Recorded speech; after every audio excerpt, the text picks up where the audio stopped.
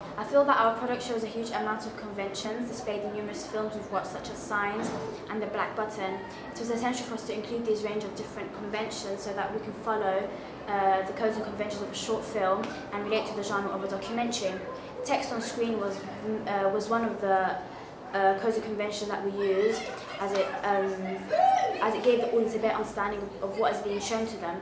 We used this throughout our documentary. For example, when we were filming the celebrations, we used the text on screen to highlight when this was and where it took place. This increased the audience's understanding of what was going on.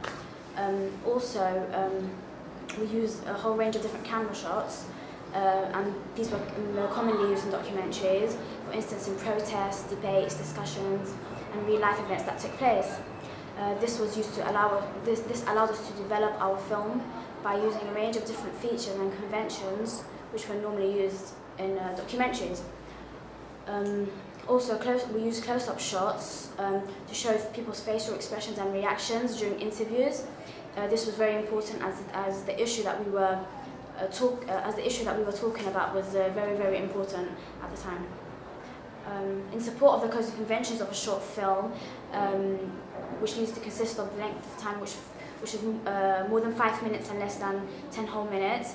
So we as a team took this on board and created our final product, which consisted of 6 minutes long.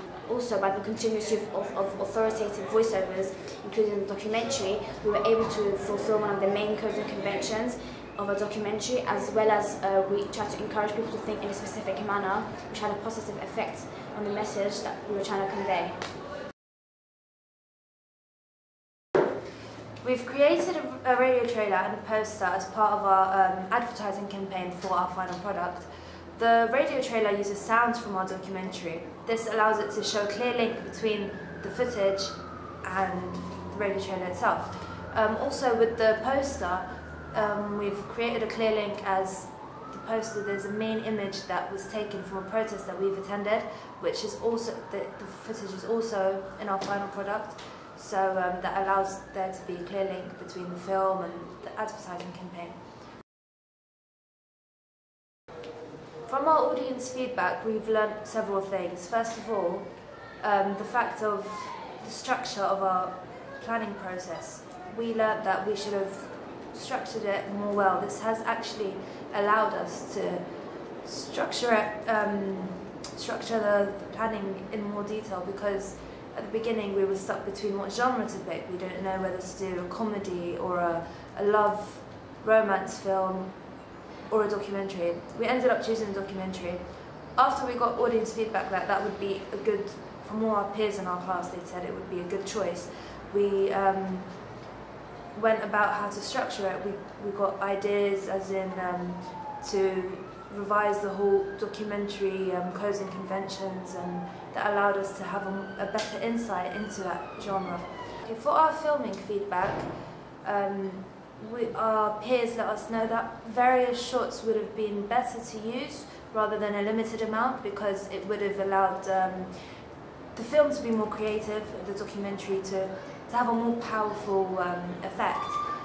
However, we felt that the shots we used were suitable for our documentary. We used fade in, fade out technique. We thought that this would portray how rapid the protests were moving from country to country, rather than using a different technique. We thought that technique would suit our documentary the best. To film our project, we used the camera as well as a tripod in order to provide a still shot for our film, as well as make it a bit more professional.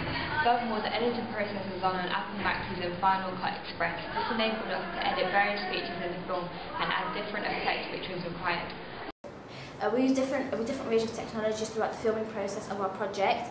We used a camera with an inserted mic and a tripod to provide still footage throughout the filming and to make it look more professional. Also the mic, we used an attached mic that we attached to the interviewer and interviewee while we were interviewing a student in Quinton Kynaston School. This was very useful, as not only did we eliminate the sounds from the background, but we also made sure that the students' responses were very clear. and as well as the interviewer's voice was also heard as clear as the students. A beautiful outpouring of the hope and joy that people are feeling today. I think today has proved that that revolutions can happen, and for everybody all over the world. If you can overthrow Mubarak, then you can overthrow anybody, any government. No government is safe. Further on, the editing process was done using the Apple Macs, using Final Cut Express. This enables us to use different editing techniques and add effects if required to convey a specific message. We used this similar software during our AS project. This is why we found it easier to use, but we still had to increase our editing techniques. The software used was Logic. It was a sound software we used to edit our voiceovers. We recorded it in the music room to make it more professional, and which ensures for an outcome of high standards. It was quite difficult to use the software. It was the first time we used it, so it took us quite a while to get hold of it, get hold of how we're going to use it. We were so used to using GarageBand, which was far simple than Logic. But it was worth the trouble, and as we came out with a really well structured voiceover with edited in music to add an effect. On December 17, 2010, an unemployed Tunisian man, Mohamed Bouazizi, aged 26, from southern Tunisia, set himself on fire to protest against joblessness, sparking a popular uprising against the government.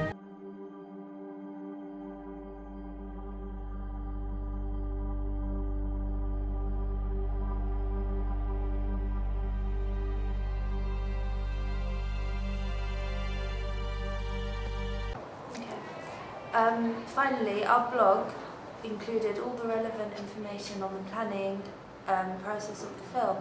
It included the necessary information containing the research of the project, such research that we obtained over the internet about protests happening around the world, different events that we attended here in London, and also we researched the impact it's had on people ever since the revolution started.